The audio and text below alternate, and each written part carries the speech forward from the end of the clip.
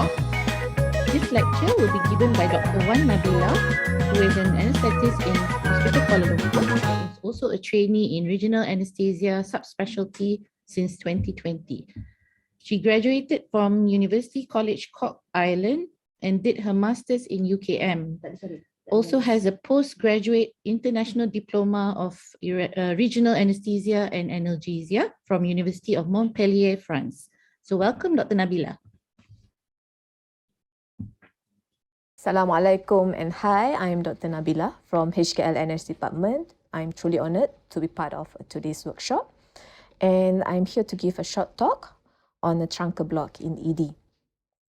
Ever since the establishment of regional zone in ED last year, I think more and more the emergency doctors became aware of the importance in incorporating regional anesthesia as part of the acute pain management in ED setting. So common block practice for rib fractures would be the intercostal block and also the SIP block, which I had highlighted during my lecture during my previous workshop.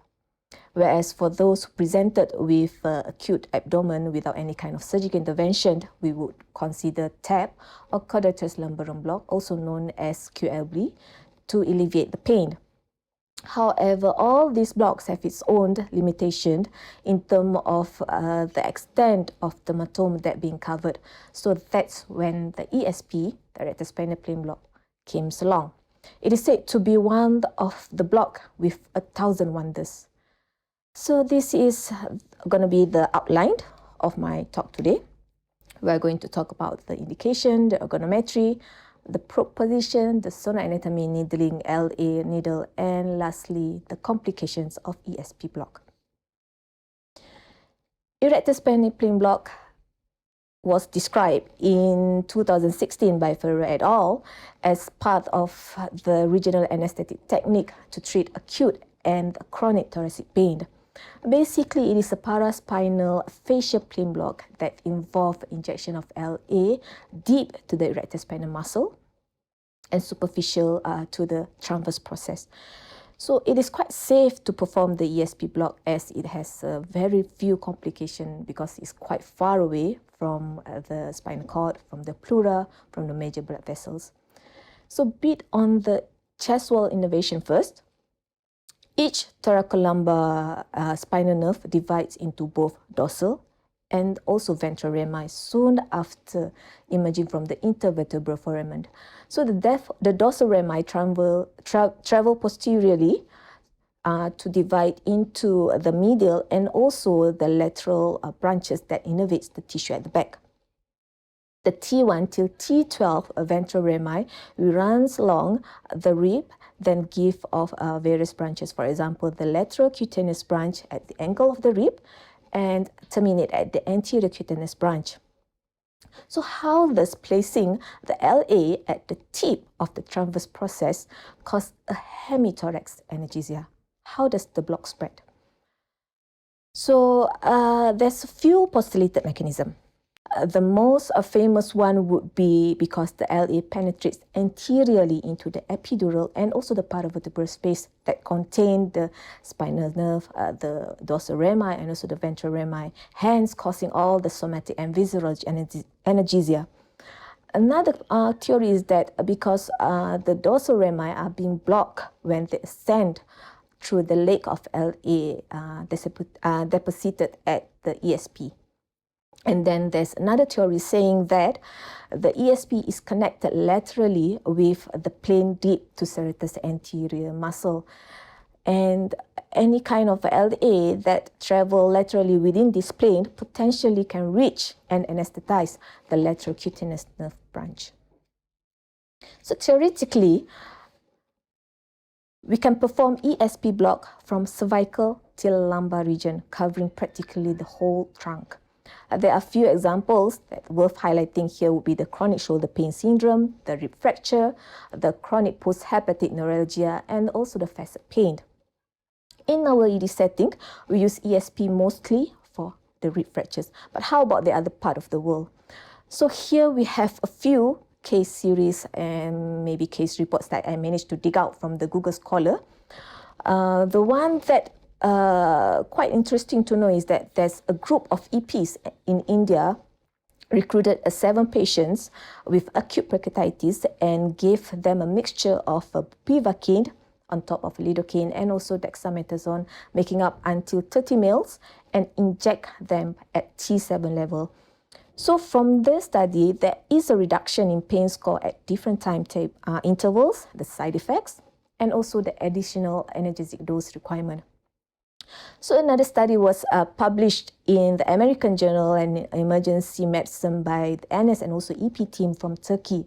So they decided to give an ESP block for a patient who presented with a renal colic to the emergency department. And surprise, surprise, the patient had a relief from the colic. And then another case series were published in the Canadian Journal of Emergency Medicine by the EPs from Vancouver Island. They recruited 10 patients and they decided to give an ESP block as a novel intervention for a mechanical back pain. So how do they do that is that basically they place the probe over the spinous process of the vertebra corresponding to the maximum level of tenderness. So they use the spinal needle and they inject a bupivacaine of 0.25%, 20 mL each side.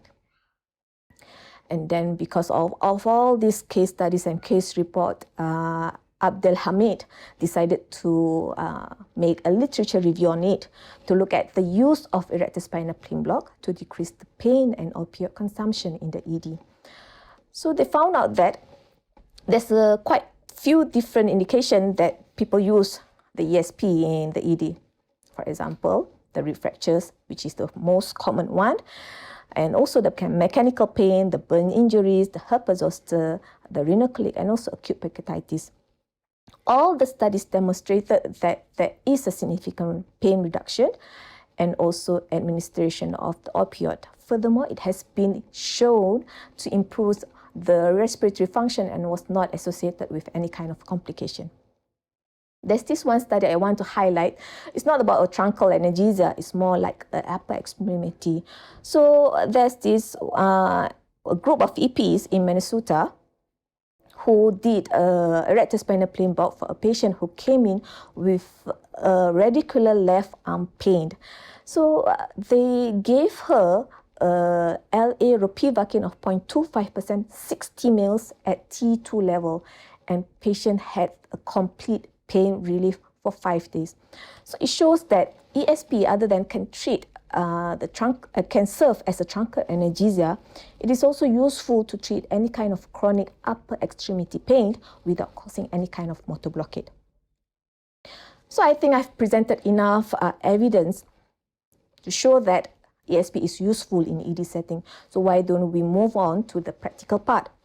Rule of thumb for a successful block is we have to make sure that the operator and the patient is in a comfortable position.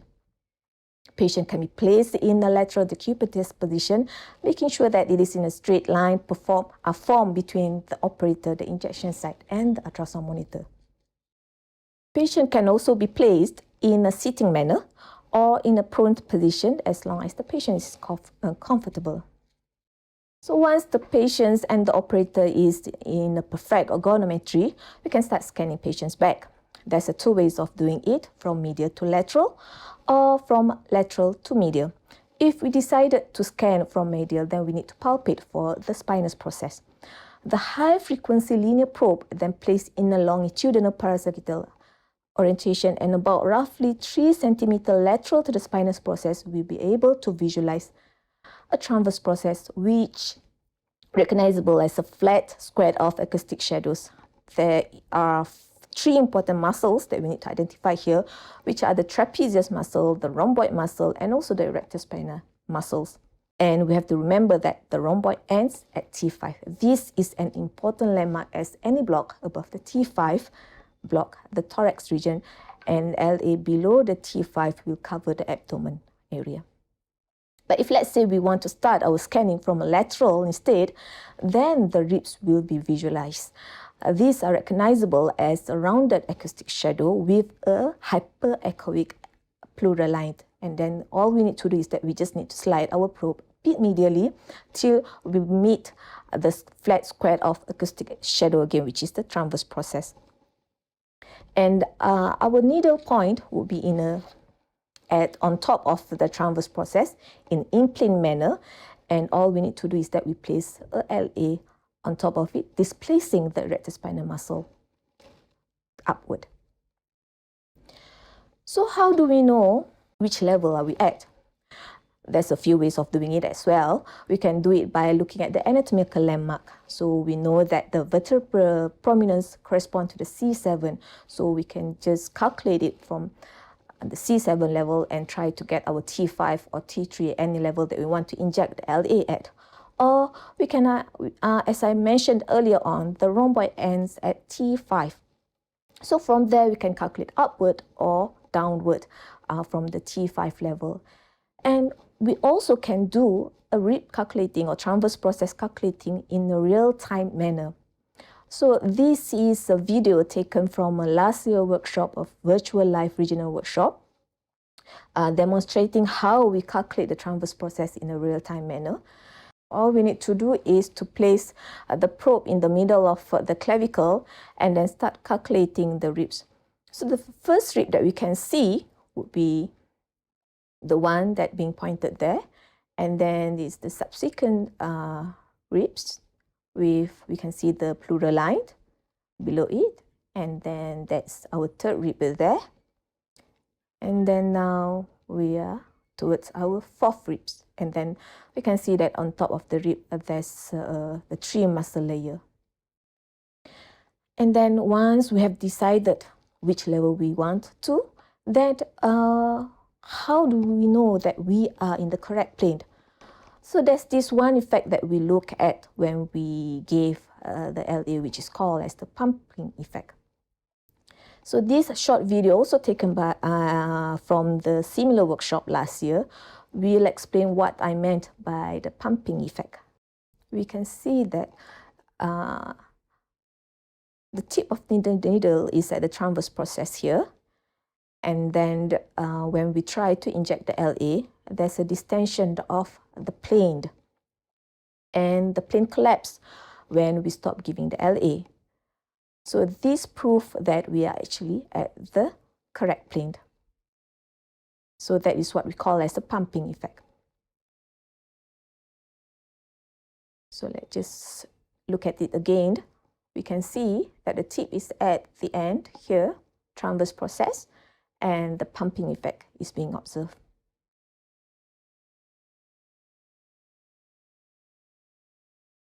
So a lot of people ask me about what kind of LA that we used, what volume that we give, and the concentration. So most of the time we use long-acting LA, for example, the ropivacaine, which is the maximum dose of 4 mg per kilo, or we can use a levobupivacaine, a maximum of 3 mg per kilo. We aim for a large volume in order to achieve optimal efficacy. So the minimum volume that I would use would be around 20 ml and maximum around maybe 40 ml each side. For the concentration-wise, we have to calculate the maximum LA dose that the patient can get. So the lowest concentration that I would go would be the half, and the maximum would be the 2/3 of the maximum strength. And because this is a high volume plane block, we need to be a bit careful of the toxic dose in a bilateral block. This table, actually reported by Luftig et al., specifically look at the volume and concentration in 49 cases when indicated for a rib fracture as anesthesia.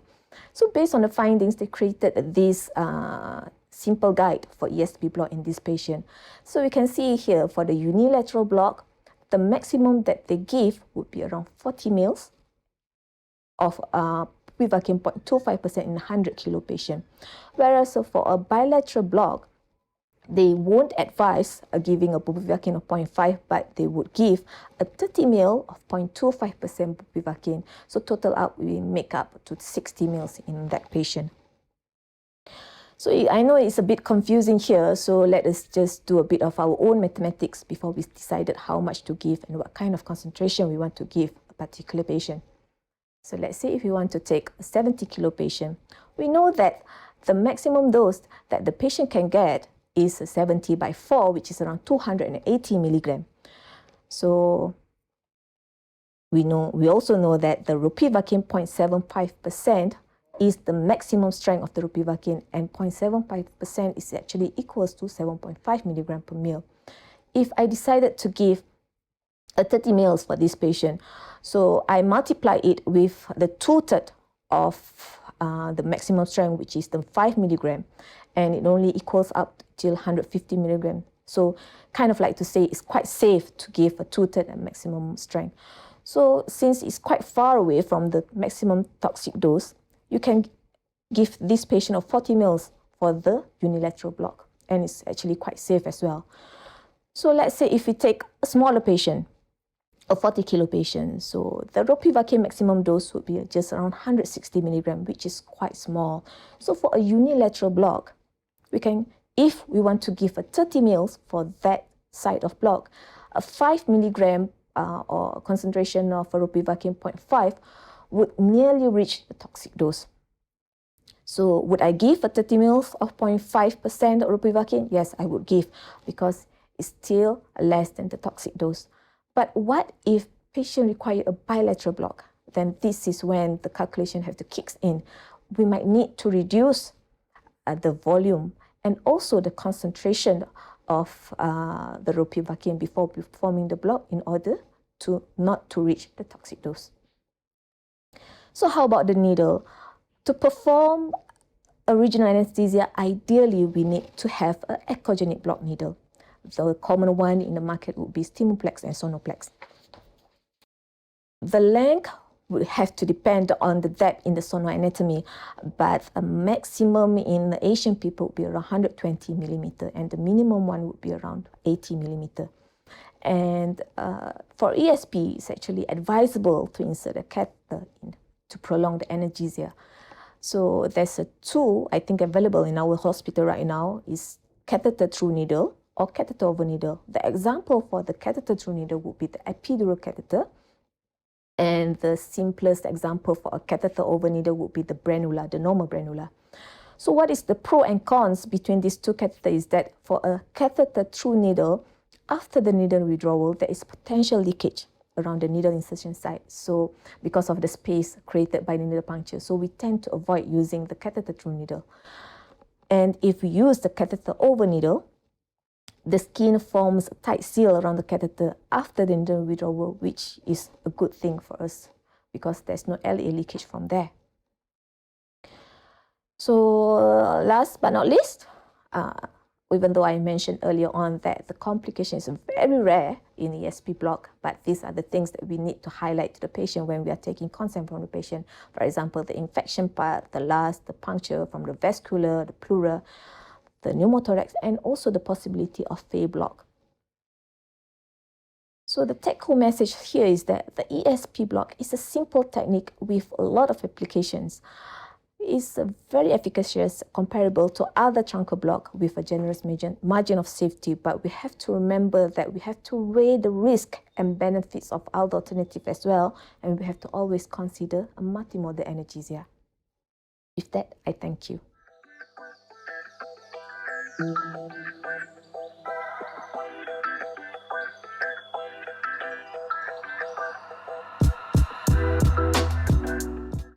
Assalamualaikum and a very good morning.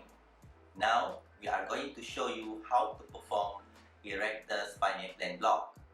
The ESP block is relatively new interfacial block technique introduced in 2016 by Rabithoh et al. The aim of the block is to get a spread of LA in the potential space in between the erector spinae muscles and transverse process, which is near the costotransverse foramen. This will result in spread of LA longitudinally to the ventral and dorsal rami of the spinal nerve. This block can be performed with the patient in sitting position, lateral decubitus or prone. In this video, the patient is in sitting position with her back towards the operator.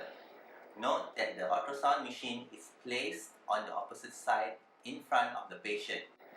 This is to create an ergonomic environment for the performance of this block. High-frequency linear transducer is typically used for this block. To identify thoracic level, we can use anatomical bony landmarks. Spine of scapula corresponds to T3 and inferior angle of scapula corresponds to T7. We can also determine the vertebral level by doing rib count scanning. The sonoanatomy, we are looking for the 3 layers of muscles and at the upper back: trapezius, rhomboid, and erector spinae lying on the top of transverse process. Note that rhomboid muscles end at T5 level. This is another way of confirming the correct level of target for this block. You need to differentiate ribs and transverse process. Rib is more rounded shape and transverse process is square shape. After thoracic level is identified, the transducer is placed in paramedian sagittal orientations looking for the tip of transverse process of that level. Now, we are going to inject our needle using Stimuflex Ultra 360 100mm implant capillate to caudate approach. Our needle is now at the erector spinae muscles reaching to the ESP. Once we feel a pop, we are convinced that the tip of the needle is in the plane. Aspirate and make sure there is no blood and clear. We inject ropivacaine 0.2% at least 20 mils and we aspirate every each mils of LA given. Once we inject the LA, the plane will expand and collapse after we finish injecting. This is what we call as pumping effect. This block is quite safe compared to paravertebral block as the pleura is far away from the plane. Risk of pneumothorax is minimal. You also can advance your needle until you reach the tip of transverse process and then withdraw by 1 to 2 mm to ensure you are in the correct plane. This block produces multi-dermatomal analgesia for the trunk, anterior, lateral, and posterior. From previous study and case reports, coverage of 4 to 5 dermatomal level up and down, the level of injection is usually produced with 20 to 30 mils of LA, although the spread can be variable. This is to show you the spread of LA. Next, we want to check the spread of our LA. Move the transducer capillately until the spread ends and then move caudally. Thank you.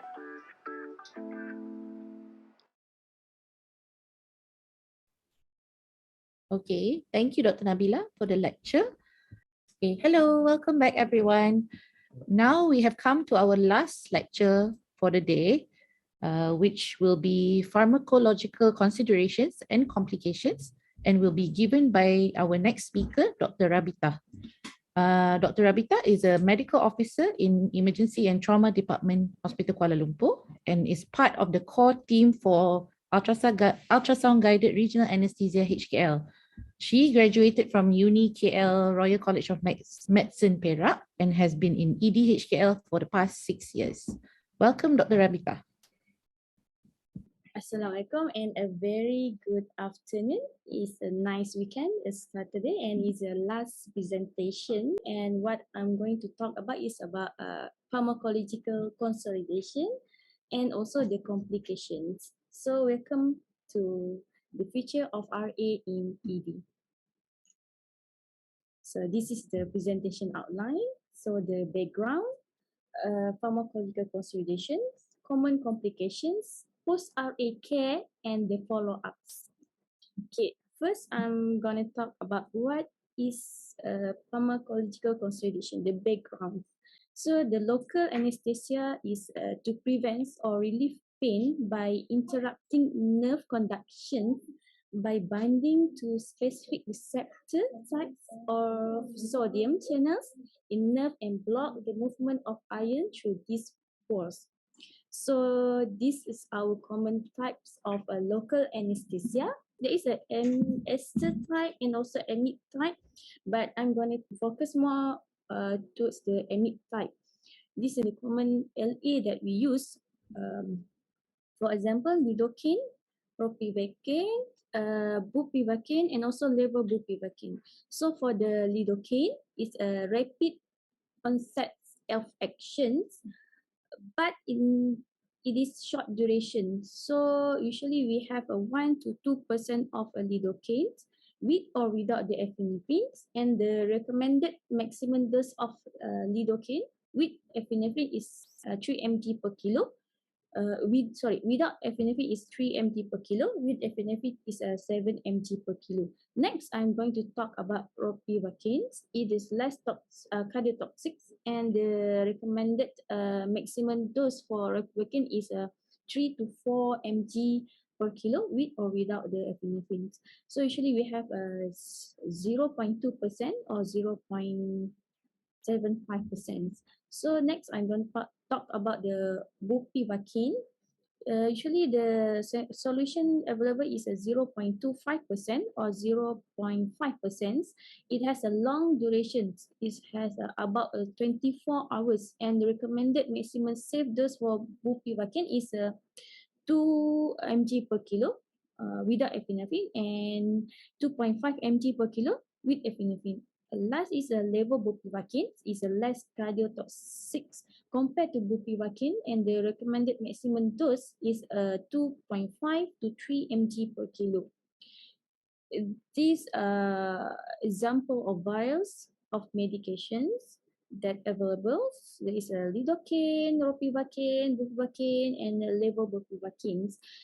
In our emergency department, HKL, our regional anesthesia practice, usually we practice RA using ropivacaine 0.2%, and the volume usually we use is about 20 mils for each block.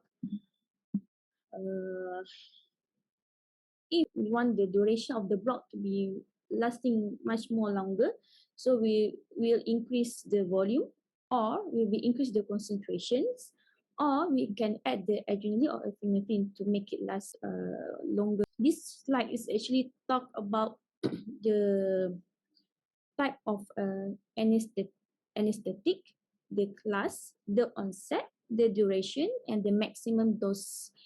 You can see and read from it. I can give the example of lidocaine. The onset usually 1 to 5 minutes. Lidocaine have a short onset of actions, but it didn't last longer. Usually it's about 30 to 90 minutes of effect. If you want much more longer effect, so we can choose either ropivacaine or bupivacaine.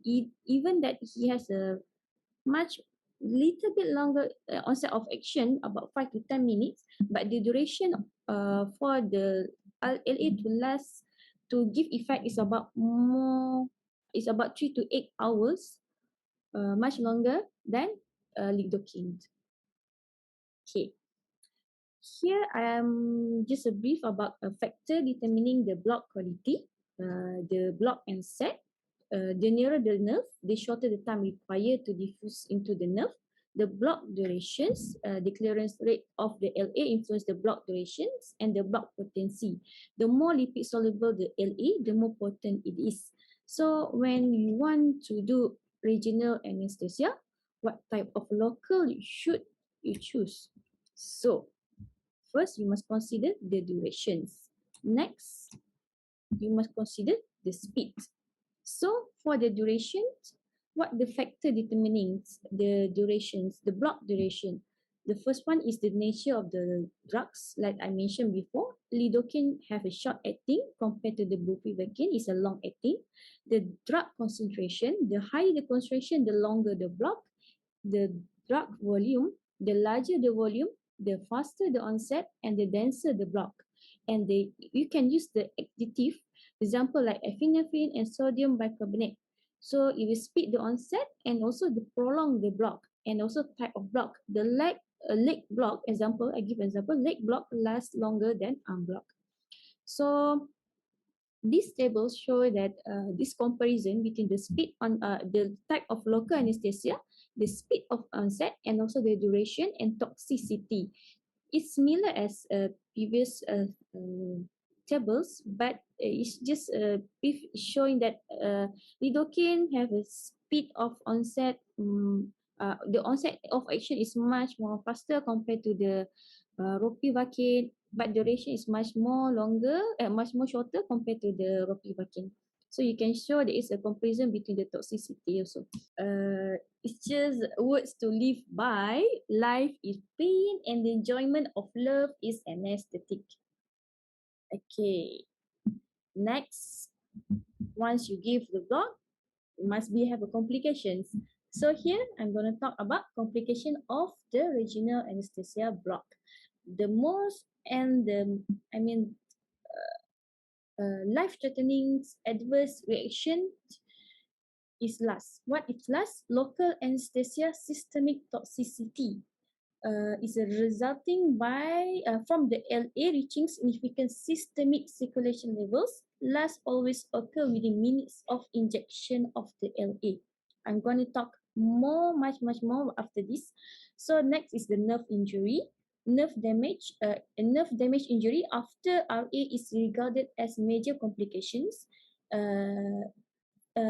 If the injury is severe, may take weeks or even months to recover completely. Direct nerve injury is evidence when isolated nerves are exposed to high concentration of LA. The symptom, for example, pain, sensitivity, tingling or pricking sensation, burning sensation, numbness or weakness. The third one is allergic reactions. It's a rare to have allergic reaction towards LA, but anaphylaxis more common with ester LA, some to the preservative, such as metaparaben, includes in with the LA. So next is hematoma. Also rare, less than 30 cases. The most common risk factor appear to be procedural difficulty or concomitants with anticoagulants or antiplatelet therapy. So rarely neurological dysfunction, but more typically visible bruising, local tenderness, decrease in hemoglobin, hematocrit, or relatively hypotension due to the blood loss. So next is pneumothorax. Common when you do a supraclavicular brachial plexus block or the infraclavicular brachial plexus block. So this is from this slide. I'm going to talk about a more elaborate about the local anesthetic systemic toxicity. Is either the you can come up with the CNS, central nervous system toxicity, or cardiovascular toxicity, or miscellaneous. So for this central nervous toxicity, you can patient can come with the tongue numbness, lightheadedness, visual disturbance, auditory disturbance, convulsion or coma. For the cardiovascular toxicity, it can come with conduction disturbance, myocardial depressions, arrhythmia or cardiac arrest. If patient come with last symptom or you detect a last symptom, so what should you do first is to stop injection and call for help. So if we can do the A, B, C, D. We first start, we can give the ventilation support, cardiovascular support, or seizure control. For ventilation support, ventilate with 100% oxygen, avoid hyperventilations, advance airway if necessary. For cardiovascular support, treat hypotension, arrhythmia, cardiac arrest as per SLAS. You can continue the CPR throughout the treatment with the lipid emulsions. Reduce epinephrine bolus to the 1 microgram per kilo. Avoid vasopressin, calcium channel blocker, and also beta blocker. For seizure control, benzodiazepine preferred. Avoid large doses of propofol. So, last rescue kit, you must construct the NS. There is a therapy lipid emulsion for patient more than 70 kilo.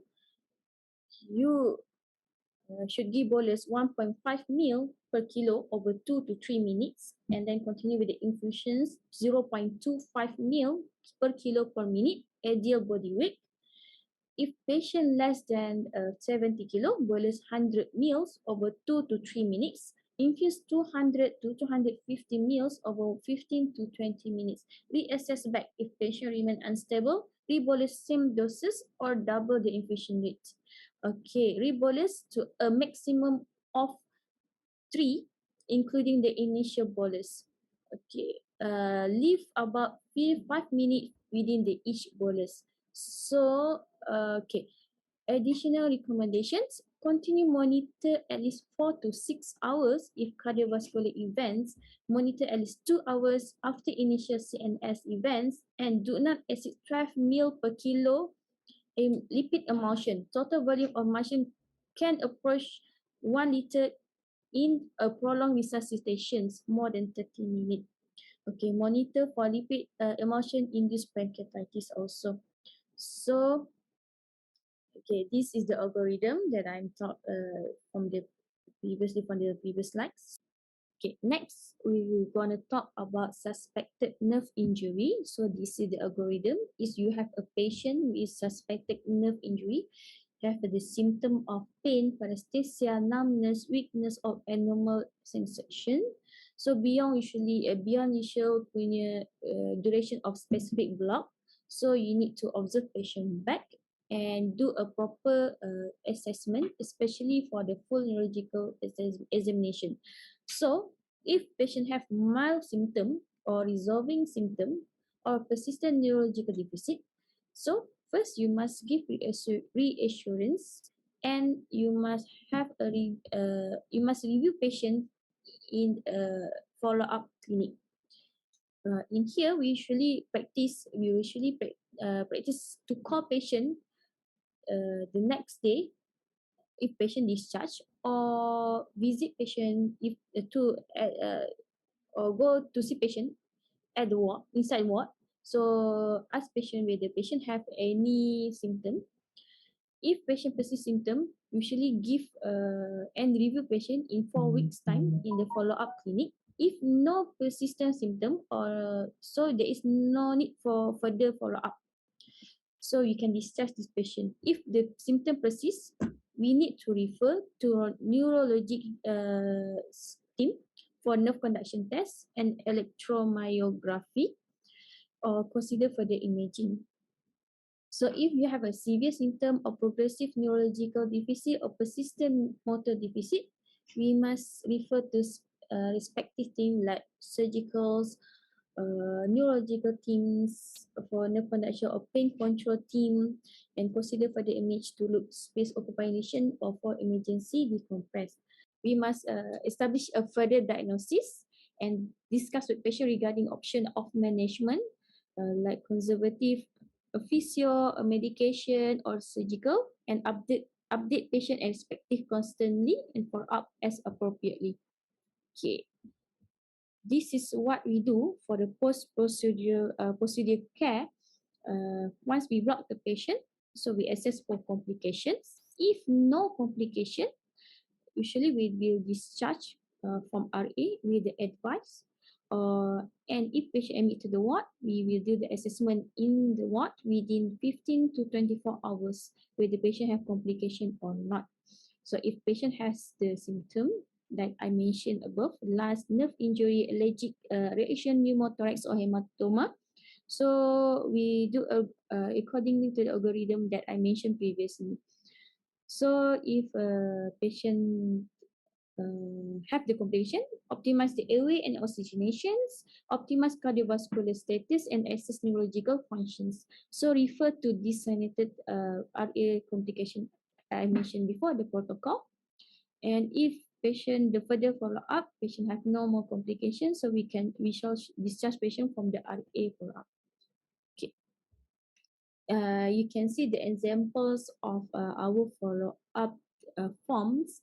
Here you can see there is a patient name and IC, the date that we do the RA, the type of block and the indications. Assessment of block, usually we will ask patient about the pain score, the function pre and the post RA, and the column and below that you can see the if patient have the symptom or complications, and if patient don't have any symptom or complications. So you can put inside the column the outcome where the patient is discharged or further evaluations. This is the end of my presentation. Here the reference you can look up. So I hope that you find this course, our regional anesthesia course, interesting, and you can apply at your hospitals, especially in ED. So happy weekend.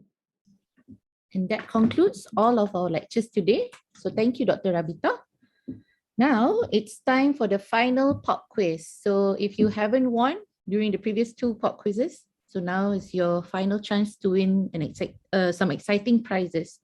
So be sure to go on www.menti.com and register yourselves and put in the code stated in the chat box or on the screen of your phones.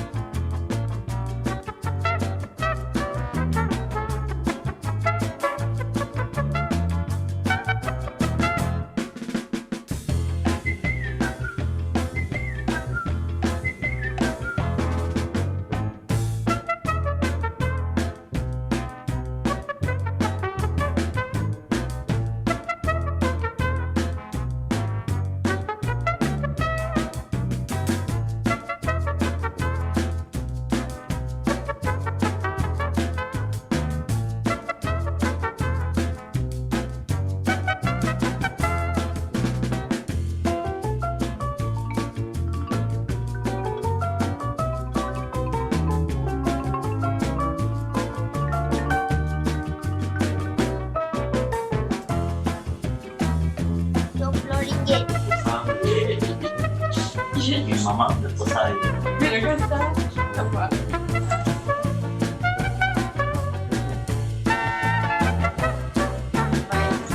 Legal principles that can be complete.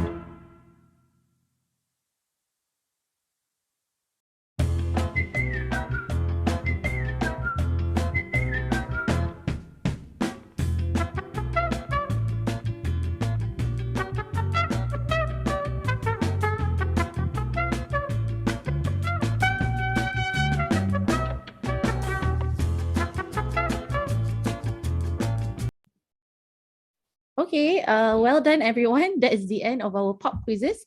Congratulations to Honky, Wazin, Wafa, the mystical unicorn, and Chin Ning. Okay, because Honky has won, so we'll be giving the prizes to Wazin, mystical unicorn, and Chin Ning. Please contact our admin at the end of the workshop to claim your prizes. All right.